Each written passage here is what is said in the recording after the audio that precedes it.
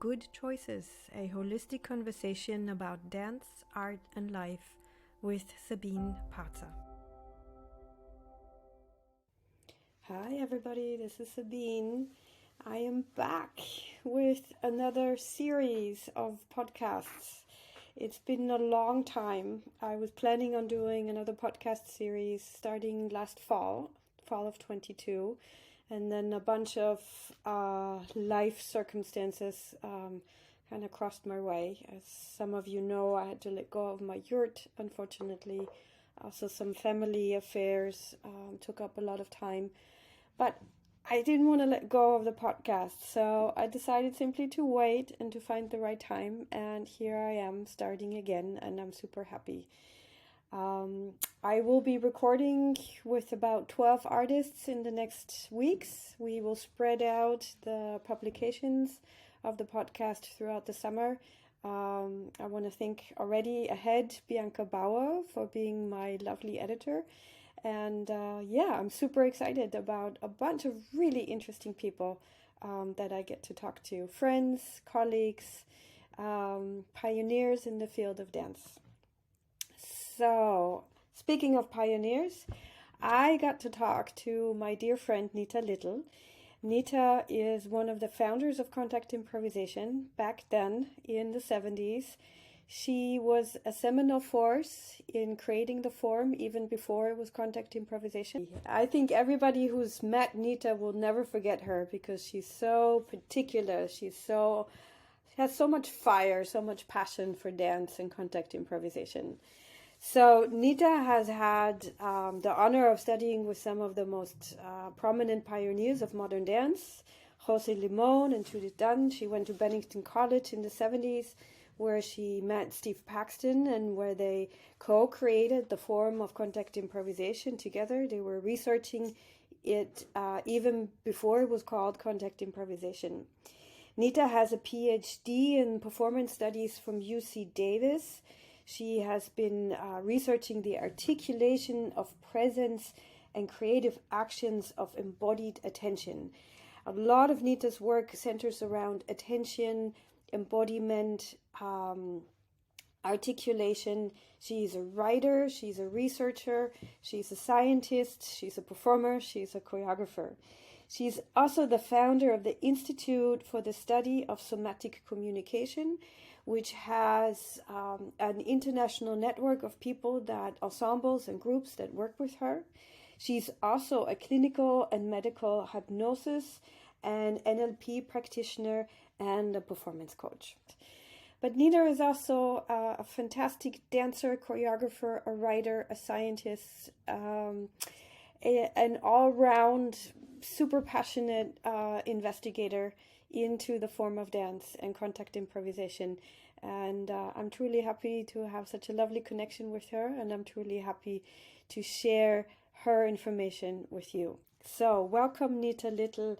I'm happy to share this podcast with you.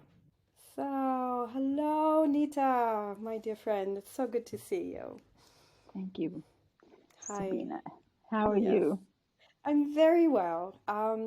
I was already mentioning this beforehand. I had a long break from the podcast. I did a podcast series last year, and because of the summer, and then also because of a few circumstances in between, it was a longer break in between. But you're my first podcast from the new series, and I'm super happy that I get to start the second season with talking to you. So, Nita, if you indulge me, I have to share my story with you because it's so interconnected for me with my story with Contact. I started Contact at college at Columbia College in Chicago in 1992, and then I didn't really commit to it until 1997, and which is when I went to CI25. And of course, there was a full-blown festival celebration of the 25th anniversary of Contact Improvisation. And I took your class. And I was there. You were took there. My class. I took your class. Oh, fab. And I took your class. Yeah, I don't think you remember, of course. But it was my first time meeting you. And I was a contemporary dancer. I was a choreographer. I had, spent 10 years about training and professionally dancing. And I had just started getting into contact improvisation, the practice of it. And you were offering a class on language and contact. So we were speaking and dancing, and it was challenging to me. And I think I shared that at the end of the session. And you were like, well, honey, that's an advanced practice. And it was so funny because I was like, yeah, you were so direct to me, and I loved it. We didn't get to talk to each other at that time, but of course I remembered you because you just said it how it was, and I love that about you. And so, so the next day, I am my mother's daughter. Let me tell you, my mother. That's my mom. Yeah, coming out I mean it's. So the next time I meet you, which is in 2008, it was on the street in Budapest at the festival my dear friend Esther Gall organized, and we met each other actually on the street, and we came across each other, and you came walking to me, and you looked me up and down. Literally, this is how I remember it. You looked me up and down, and you're like, "And who are you?" But then this was the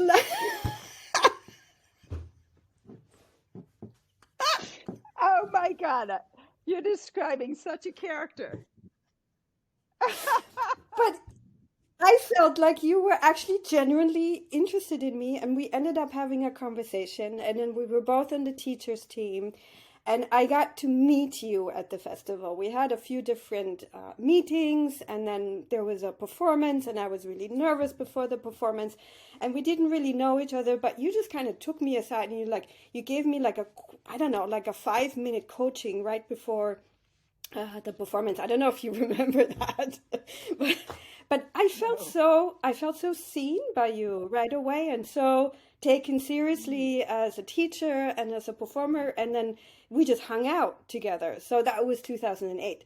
And then we kept on meeting each other. We kept on meeting each other in Brazil at the festival, and then in Israel at the festival, and then in Purstans at the festival. And so over the years in my... Too? Did you go to, in 2008, did you go to Juniata? No. The festival there, the CI 36? No, I was. Okay. Yeah, no, I wasn't at CI 36. So the full round of the full round of the story is that I invited you then also to one of my festivals here in Austria, and you were teaching a pre-festival workshop, and you were in Isparta together. Right. Yeah, so over the years, that was so much fun. That was a lot of fun. Yeah, it was an honor to have you there. And I ended up having this really... Go ahead. That festival, I ended up having a really interesting conversation with, what's his name? You know his name. About the politics of contact. Yes, and about Christian Felber. Christian. Yeah. Yes, exactly. We ended up having a panel discussion. Yes. Yeah. So anyway, I feel like you have been on these cornerstones of my life with contact improvisation, and the last time we saw each other live was at CI 50 last summer at Oberlin when we celebrated the 50th anniversary of contact improvisation. And it's been lovely on a very personal level to get to know you over the years, to have you as such a strong figure and such a friend. And one of the things that I love about you is that you're so much fun. I mean, you're such a figure in dance, and you're such a pioneer in the field, but you're just such a fun person. So, prefacing all of that with doing an interview with you. Let's hope I'm fun. How are you? What are you? Yes. How are you, Nita? What is it that you're currently busy with? What's your inquiry? Where's your heart? Where's your passion at the moment? Right in this moment,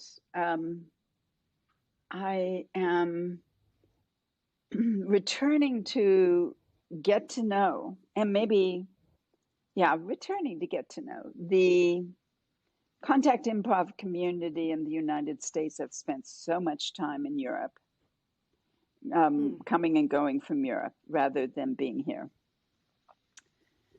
Just hopping over the whole of the US and the Atlantic to get to Europe. And so I have fabulous buddies in Europe. But I really, what became clear to me at CI50 was that I really didn't know the US scene. When Nancy was alive, I really kind of made space there and didn't go into that whole part of the world, which is there's a huge contact world there. I haven't yet still, but I am going to the East Coast more. I'm a West Coast person in the US. So I've done stuff on the West Coast, not a great deal, but I'm doing more here as well. I'm interested in what the US contact scene is. And I haven't really gotten to know it well, except that since COVID, I've been teaching online a lot. And people from the US have been coming, as well as people from Europe and other parts of the world. Parts of the world, we're talking China, Australia, Brazil, Argentina, the Middle East. Somebody wanted to come from South Africa. I don't think that ever quite worked out because it's just too difficult. But it's been but a lot of Americans, and so getting to know my own countrymen a bit.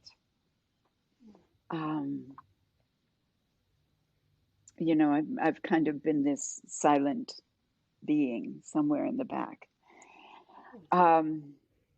What's exciting me? I'm a dance researcher and have been since the very beginning of Contact.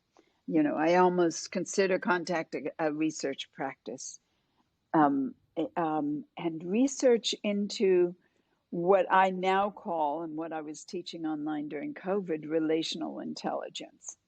What is it that we do physically, mentally, to engage with others in ways that are intelligent? And that brings me to a whole world of material that is fascinating. I had to go back and get a PhD in 2008 when I was just, I guess I came to the festival the same year that I went and started at UC Davis getting a PhD in performance studies. And performance studies is not a dance PhD at all. It's a study, it's a PhD that studies performance, which could be anything from brushing your teeth to taking selfies to electing a president or to dancing with somebody. So my PhD, the subject of it was kind of a crystallization of what I had come to realize in years and years. By then I'd been doing Contact for 2008, it was at least 38 years, 36 years. So I'd been very deeply steeped in Contact. I guess that was the same year, actually. So it was 36 years, the CI 36, their festival. And in those 36 years, and since the first year of Contact, I have been awake to the fact that how I attended, and I did not use these words, in those days, I would have said what was in my mind. How I attended influenced what I got in a physical relationship, and what I thought was important and how I moved. And so I was very interested. By that time, I was calling it attention. By that time, I was very deeply invested in all these myriad forms of embodiment that I had been studying over those 36 years. And in order to teach contact, in order to teach movement practices that were significant to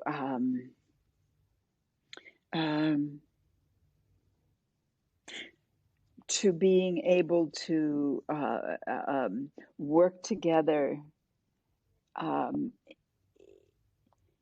in forms that I would now call co-creative. In those days, I probably called it collaborative. But what's the difference? What's the difference for you between? What's the difference between collaboration and co-creation? There's a huge. Yeah. You're right now. If we get into this conversation, you're right on the edge of my subject. Yeah. I'm actually thinking I might write a book about co-creation. The difference is that collaboration requires negotiation. There's a boundary between me and you. I'm making something with you. With is a big term. I negotiate with you so that we agree about what we're doing.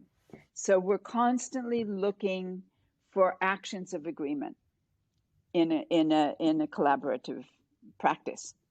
And contact is very much a collaborative practice, but not only. And in fact, where it's not only a collaborative practice, it's really interesting. And where it isn't a collaborative practice is where I'm now dancing with you as you. I'm not dancing with a boundary between us, a fleshy boundary between us. I am you. And in that practice, we are the dance. We are one dance. We are not two separate dances, your dance and my dance, and we negotiate and make this third thing the dance. Rather, I am immersed in you. Your legs become my legs. And in those moments that we are in those ways, I give it, and you must understand, this is not a practice that I would ever call equal or equivalent. Your embodiment that includes me is not equivalent to my embodiment that includes you. In fact, you don't even have to include me in your embodiment, and I can do that with you. So I can be in communion, a co-creative state with you when you are not with me. And that's extraordinarily significant. So that's the work I'm doing. It's touching. That's what I think is really, really important. Yeah, it's touching and it's very subtle. Like I feel like what you're talking about is, I mean, it's subtle and it's sort of almost like an initial or like a. So here I'm failing with language, but like primordial, if that is the first word, like in a way I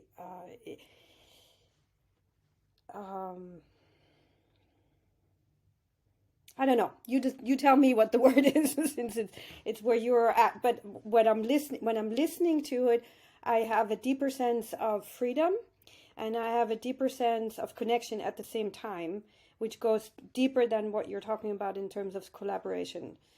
It's a deeper sense of two energies together or two beings together that listen deeply, but As also one. have the freedom to simply be on their own. Yes. True. Exactly. Completely free. It's completely free. We're in a conversation right now.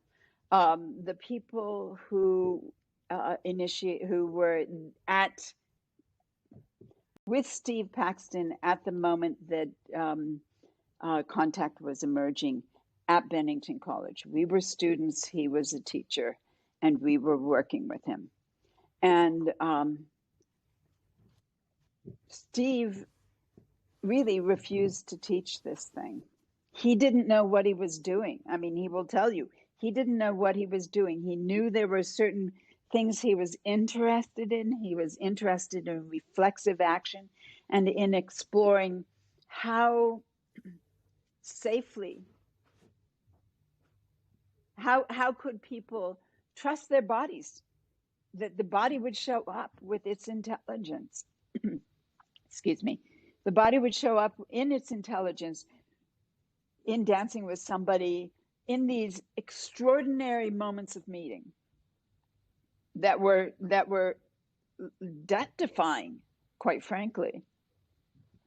And so we've been having conversations about getting for me, the conversations are about how did that happen? How is it that this thing emerged? And what I see is that he set the ground for co-creation in those moments, and they get lost over the years. That it gets lost. It's interesting that Contact holds the whole spectrum, from reflexive action all the way to this communicative action.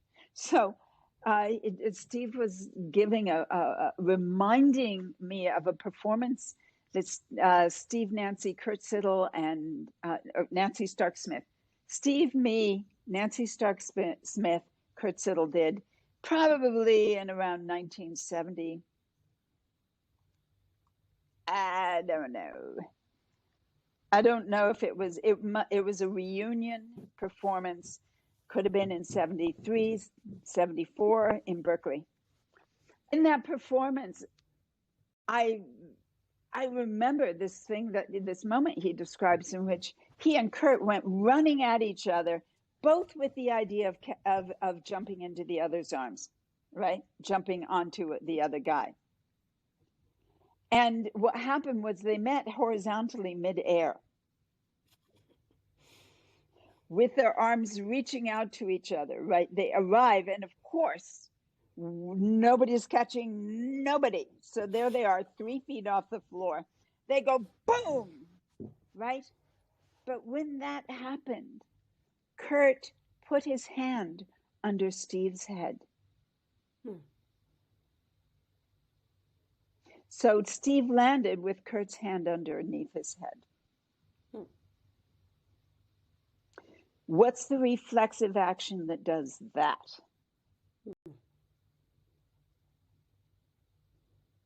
He was already in a co-creative state. Co-creation. So if we're talking about Steve's body is his body, because it happens too fast to think. You don't think. You know, you do this other thing. You're already in the other guy's body. And that's how we dance. Yeah. And the word embodiment is such a big word right now. It's prominent in psychology. It's in, in psychiatry and all kinds of research. And I think it's great that it's appearing. But I think what you're talking about, like if I imagine Kurt catching or supporting Steve's head, that's a sense of embodiment that goes beyond my own. Like I can feel that within my own body, that there is a head and that there is an imminent danger. And so I don't even have to think about it, but my sense of embodiment takes care or co-creates that moment of supporting Steve's in the head. Other guy. Exactly. Already there. It doesn't have to happen in a sense. Yeah. The other guy's body is your body. What are the conditions That's that we what need? that's what Thich Nhat Hanh would call interbeing, by the way, I think. Yeah. I think that what that's are the conditions that we state. need in order to create that? What are the conditions? So if we're also talking from a teacher's point of view, or well, let's talk about what embodiment is. Yeah. Sorry, I interrupted you, darling. Continue, please. That's okay. No, it's a good question. So for me, it's both. What is embodiment from the point? What are the conditions to create this sense of embodiment? And what is embodiment from our perspective? Not just the sort of psychological perspective of taking a breath and feeling your skin, or, like, I feel like it's always quite superficial what people in the psychology field are talking about. When we're talking about dancing, we're talking about high risk action. We're talking about a sense of interconnection that is so cellular and that's so reflexive and so on such a deeper level. So what is embodiment from our perspective, and what are the conditions that we as teachers also can support to create that?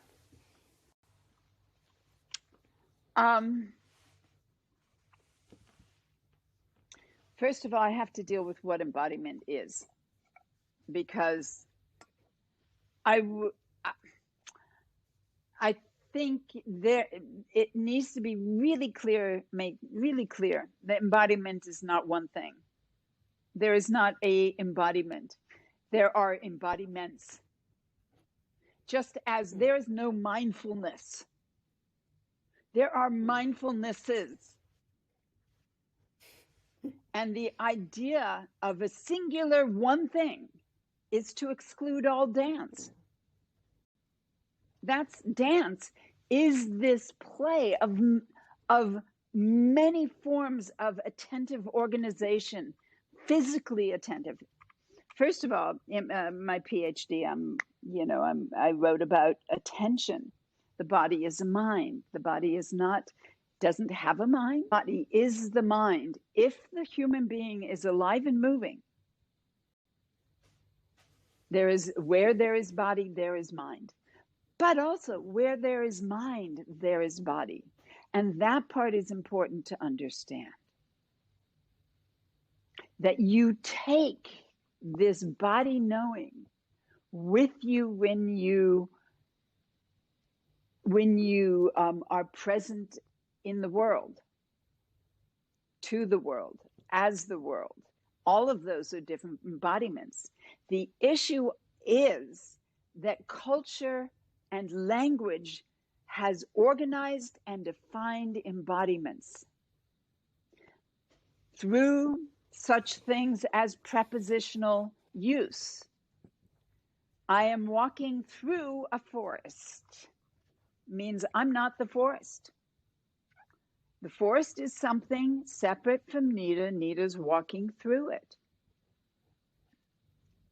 So there's a boundary between that which is Nita and that which is forest, which is false.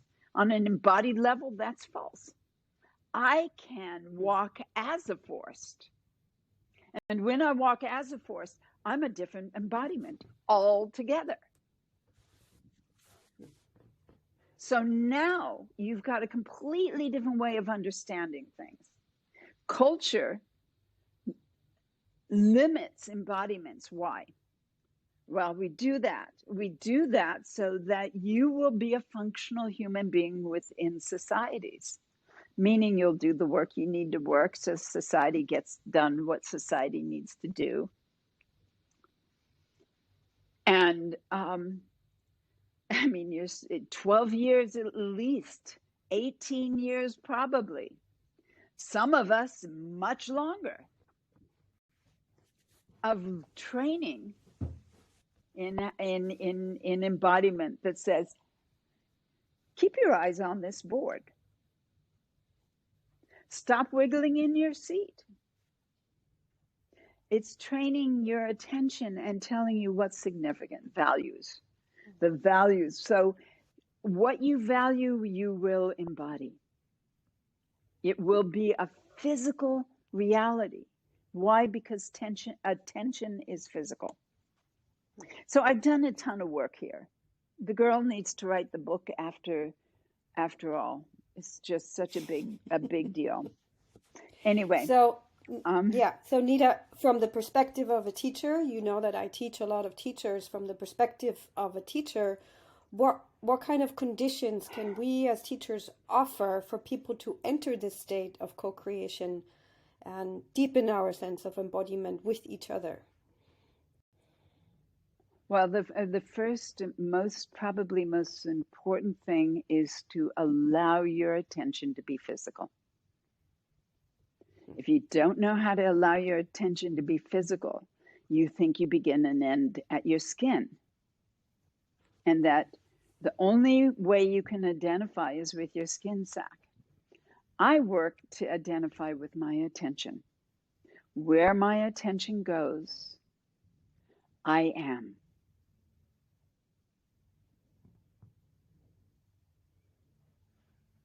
Do you need me to, or want me to explain that? Yes, elaborate, please. So okay. Where your attention goes, does that mean it's structural? Does that mean it's anatomy? Is it compositional? Is it relational? Is it all of these things in combination or one at a time? I'm not sure that I know what you mean. I'm not sure I know what you mean by structural. Can you give me words for that? Structural in terms of anatomical structure. So am I focusing on my bones? Am I focusing on my organs or my fascia or? No, when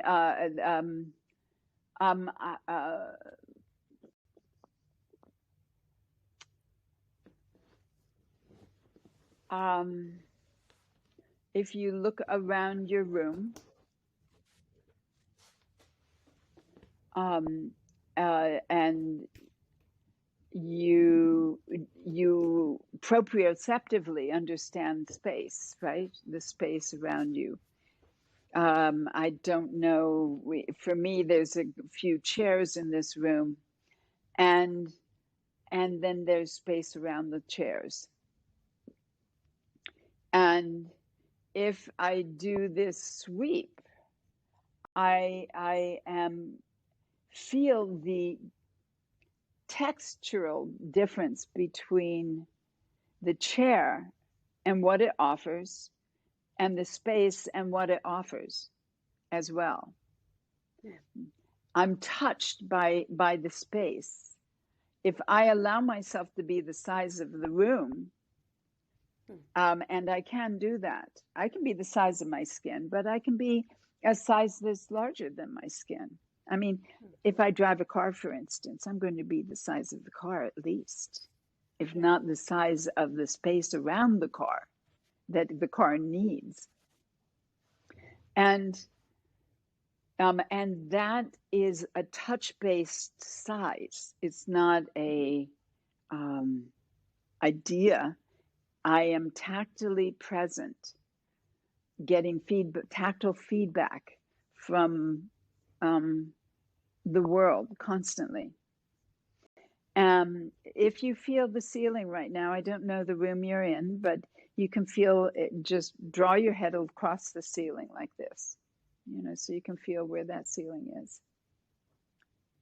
Now, if you can, imagine that the ceiling is 2 feet or a foot over your head. So you're in a very low ceiling place.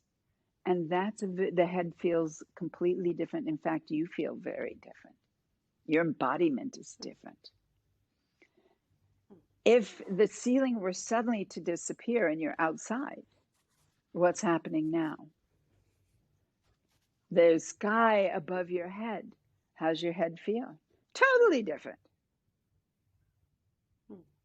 Completely different sensation to the head.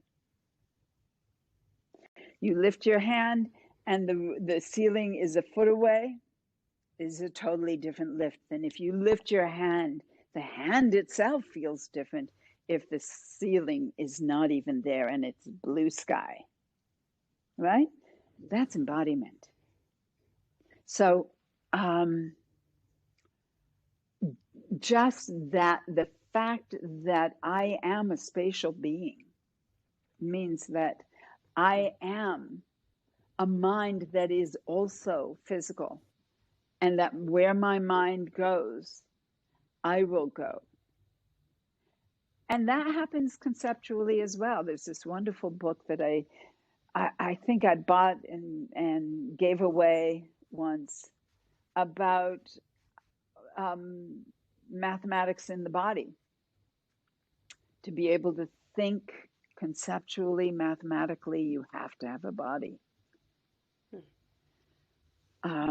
So when I listen to you, I have conceptual ways. Yeah. When I listen to you, I have a sense of expanding into space or relating into space when you're talking about the ceiling or relating to the room. But as I know, also within your practice and within my practice, we also often relate internally, or that, the whole practice of contact improvisation has so much to do with navigating our interiority, our internal sensations in relation to the spaciousness or the spatiality that we do even in solo dancing, but also in duet or even in ensemble dancing. So for me, the dance is so much about this negotiation between my internal world, my internal sensations, but also my internal self-referencing on whatever level that is. If it's feelings, if it's composition, if it's an impulse coming from a different points of view or different somatic levels, and then relating that or interconnecting that or co-creating that with the external world. So the internal and the external are constantly navigating and communicating.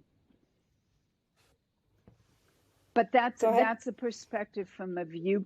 That's a perspective from a viewpoint in which you are your skin sac, and the external world is not you.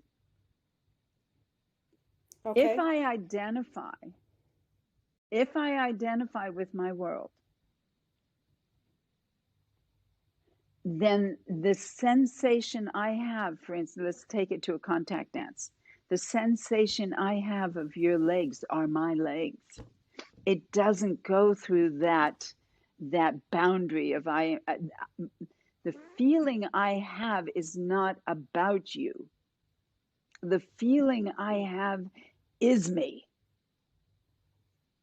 So now I don't have an issue with what's inside me and my interior feelings, because they are all my interior feelings.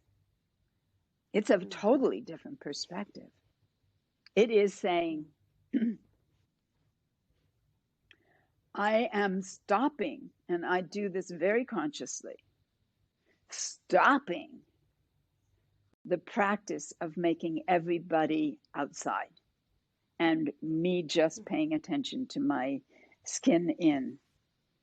Because it leads us to a world that I don't want to live in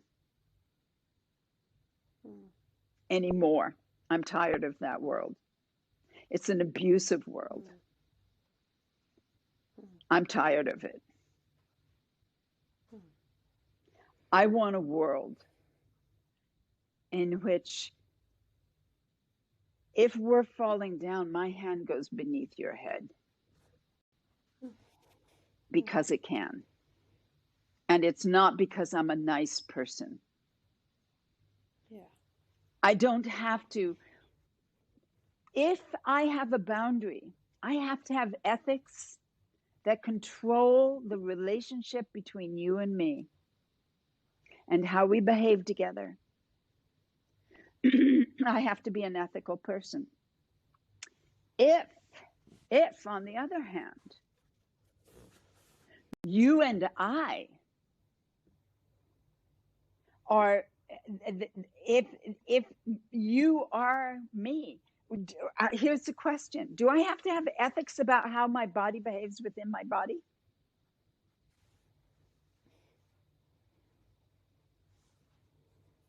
Do I? There's no ethics inside here. everybody's on board. Everybody's saying, yes, thrive, thrive, thrive. I go into deep resonance, and then there's this part of me, kind of the teacher or also the organizer, and the person working with many people from many different backgrounds.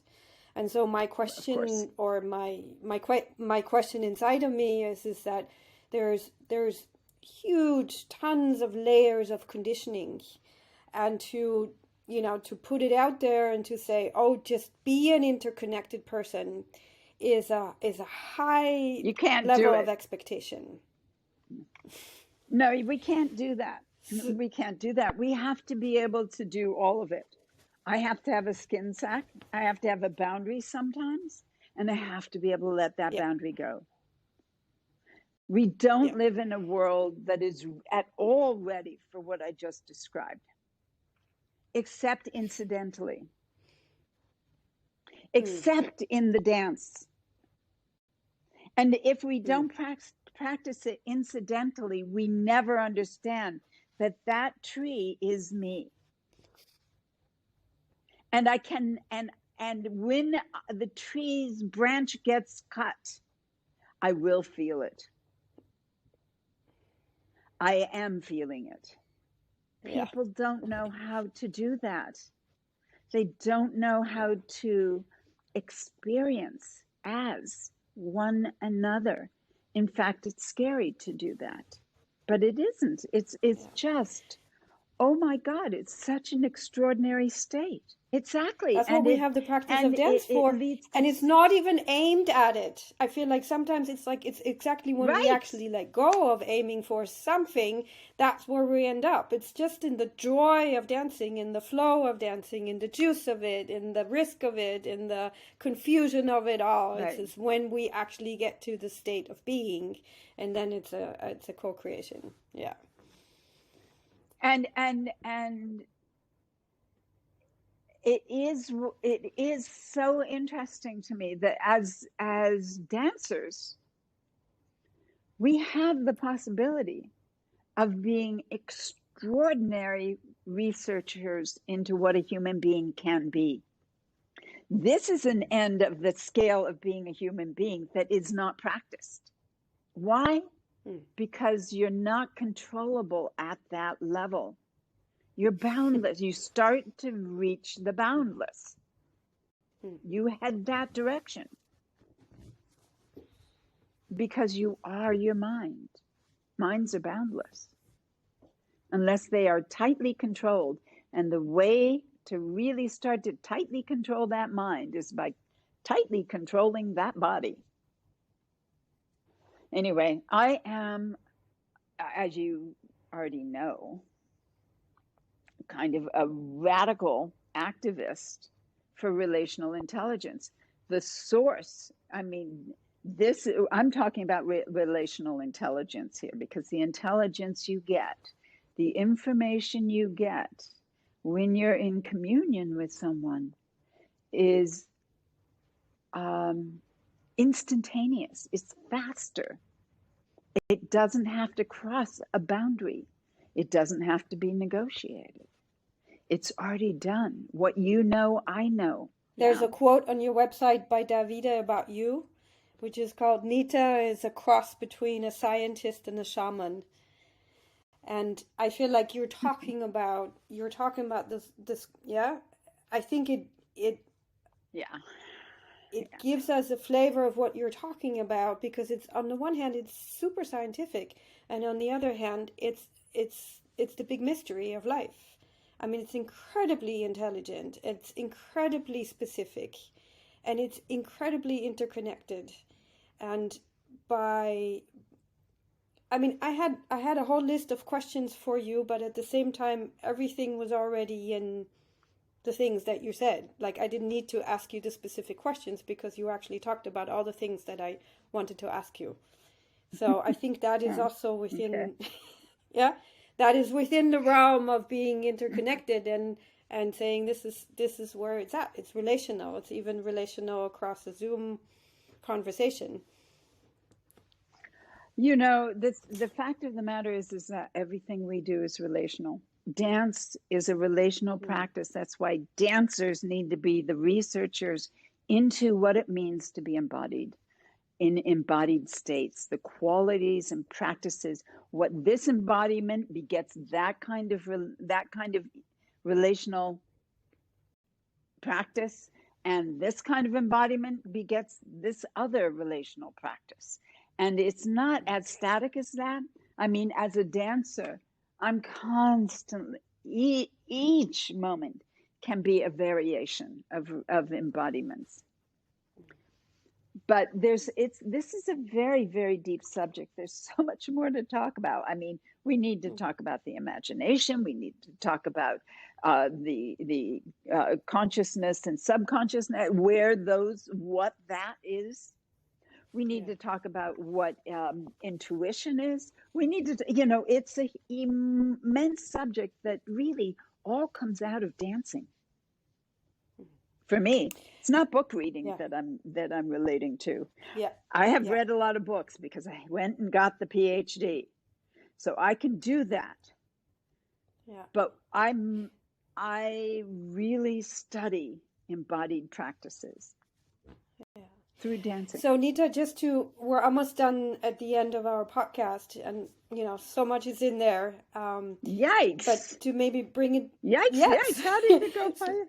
I know. It was just, we can talk about it forever. But to maybe also where we started, if you look at the 50 years of contact improvisation and the community, the international community, and where we are in the practice, what would you wish for us as dancers and for us as the contact community? What do you wish us? Like, what is your wish for how we interact with each other, how we do this on a professional level? What would you wish for the next 50 years of this practice? Well, to do this kind of work, you have to have a sense of rigor. It's intellectual rigor, it's physical rigor, it's curiosity, rigor in your curiosity, rigor in your language and how you speak. How did I get to knowing the difference between my prepositions? It was rigor that took me there. It was curiosity, but really being on track with it. Not just, realizing when a word is being used that's just too big. It means nothing, like energy field or energy. Huge word. I have no idea. If you use the word energy, I have no idea what you're talking about.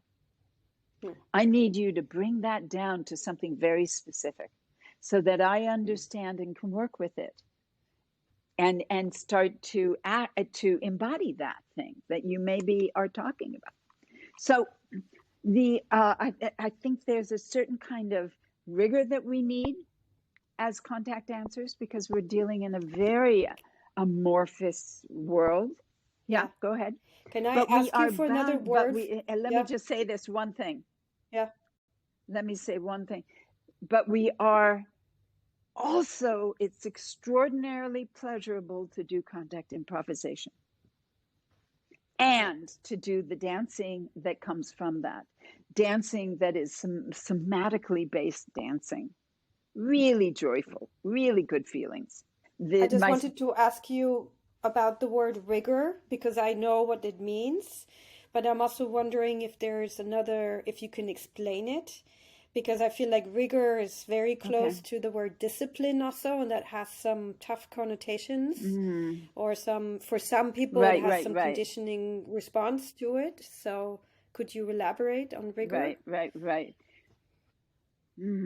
Rigor means that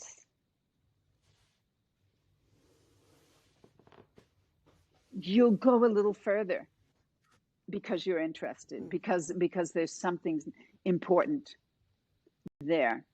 It means allowing something to be important enough that you go further.